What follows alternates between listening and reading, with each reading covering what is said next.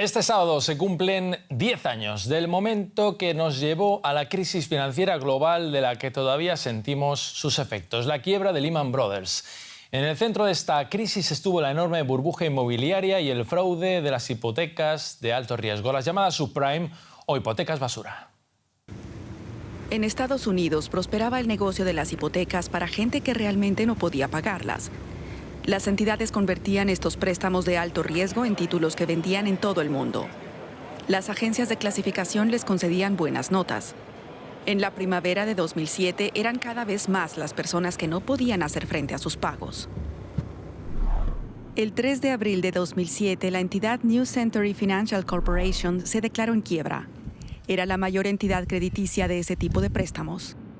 El 27 de julio de 2007, el Banco Alemán de Industria IKB fue absorbido por la entidad estatal KfW tras una serie de errores al especular con valores que escondían activos tóxicos estadounidenses. El 9 de agosto de 2007, la crisis de las hipotecas provocó turbulencias en los mercados financieros. Se dispararon los intereses para créditos entre bancos. La desconfianza se extendió entre las entidades. En los siguientes meses, los bancos tuvieron que condonar grandes sumas, pues hicieron negocios con créditos tóxicos estadounidenses. El 21 de enero de 2008, el índice bursátil alemán DAX cayó un 7%, la mayor pérdida en un día desde el 11 de septiembre de 2001. En los días siguientes, la Reserva Federal estadounidense rebajó 2 veces los tipos de interés. El 16 de marzo de 2008, el quinto mayor banco de inversión en Estados Unidos, Bear Stearns, informó que apenas tenía liquidez. Por presiones de la Reserva Federal, su competidor JP Morgan lo compró. El 6 de septiembre de 2008 se nacionalizaron las empresas de financiación hipotecaria Freddie Mac y Fannie Mae, tras experimentar grandes problemas financieros. El 15 de septiembre de 2008, la crisis financiera alcanzó su punto álgido. Quebró Lehman Brothers, al que el gobierno estadounidense no quiso rescatar, pese a ser el cuarto mayor banco de inversiones. Las acciones se desploman en todo el mundo y los bancos dejan de prestar dinero a otras entidades y empresas. El 5 de octubre de 2008, la canciller alemana Angela Merkel y el entonces ministro de Finanzas Peer Steinbrück comparecieron para garantizar la seguridad de los ahorros alemanes. Garantizamos a los ciudadanos que sus ahorros están seguros. Querían evitar así que los ahorradores vaciaran sus cuentas. En el año 2009, la crisis financiera caló en la economía real. El comercio mundial se hundió. La economía alemana se contrajo un 5%, la estadounidense casi 3 puntos. Los buques de carga dejaron de salir de los puertos. 10 años después del día en que comenzó la peor recesión económica global desde la crisis del 29 del siglo pasado, queremos saber cómo se ven las cosas desde el corazón financiero de Estados Unidos. Desde Wall Street nos trae la crónica nuestro compañero José Luis de Haro. Alonso, aquel viernes antes de la fulminante caída de Lehman durante el fin de semana fue una jornada intensa para los operadores aquí en la bolsa de Nueva York. Aquel día veíamos cómo el Dow Jones comenzaba la sesión con caídas de 150 puntos, pero cerraba la negociación con ventas mucho menores después de esa reunión de emergencia convocada por la Reserva Federal, no muy lejos de aquí, citando a todos los grandes gestores de la banca estadounidense. Fue en ella donde se decidía dejar caer a Lehman Brothers y obligar, entre otros, a Bank of America, por ejemplo, a absorber Merrill Lynch. Los títulos de Lehman cerraban su última semana de vida perdiendo un 77% de su valor y sus empleados también se dejaron más de 10.000 millones de dólares. Una década después, esta toma de riesgos parece que comienza a preocupar entre analistas y expertos en un momento en el que el apalancamiento sigue tocando niveles récord. Muchos bancos centrales cuentan con poco o ningún margen de maniobra a la hora de responder a un shock. Y aquellos como la Reserva Federal, que normalizan ya ese ciclo monetario, parece que generan estragos con el encarecimiento del dólar. Muchos hablan que el segundo ciclo económico más largo de la historia, al menos en el caso estadounidense, de hecho podría comenzar a flaquear tan pronto como el próximo año. La crisis financiera global destruyó millones de puestos de trabajo en todo el mundo, entre ellos el del protagonista de nuestro siguiente reportaje. Es tan solo un trozo de plástico, pero para Luis Sánchez significa mucho. El viejo documento le recuerda a la época en que trabajaba en Lehman Brothers. Hacía tan solo 9 meses que este venezolano estaba en la plantilla de la institución financiera de Nueva York cuando ésta comenzó a tener problemas. Recuerdo que no sabíamos exactamente lo que estaba pasando. La noticia nos llegó el sábado por la noche. El jefe del departamento nos llamó para convocarnos en un bar de Lower Manhattan. Nos juntamos todos y si algo estaba claro era que pasara lo que pasara, esto estaba llegando a su fin.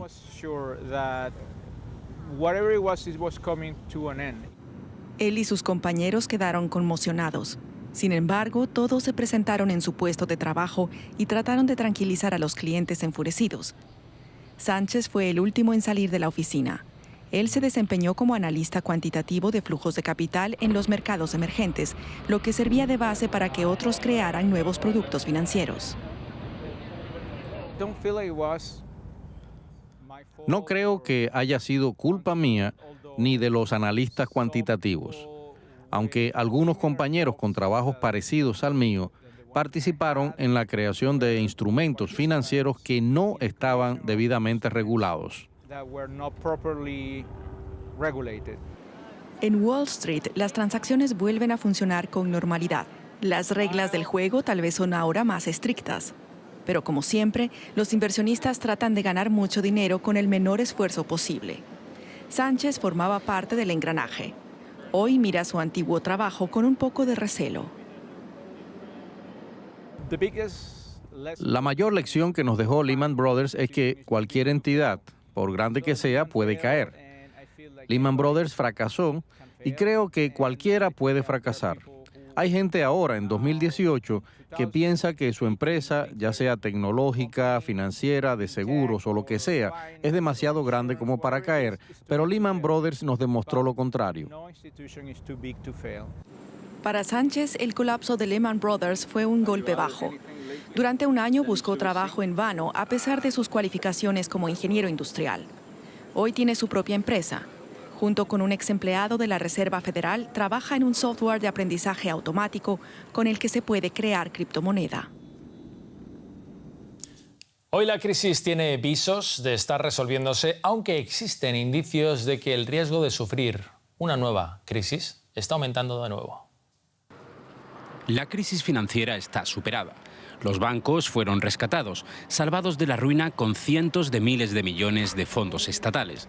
Pero, según los expertos, esto solo ha desplazado los riesgos.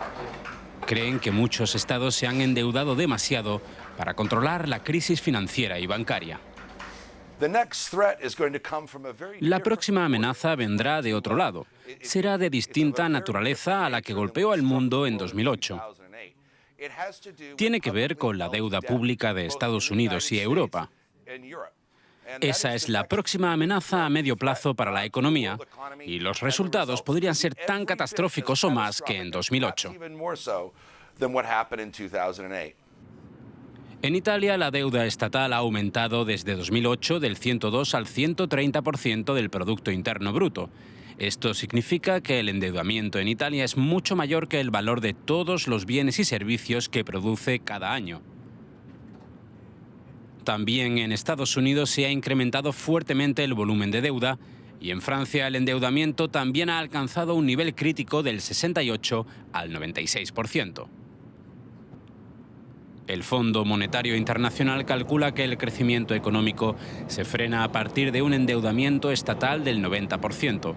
Además, las altas deudas disminuyen el margen de actuación de los países para reaccionar al estancamiento. Todo ello puede desencadenar una espiral destructiva. El Fondo Monetario Internacional concluye que en 2018 el mundo es más inseguro que al comienzo de la crisis financiera de 2008.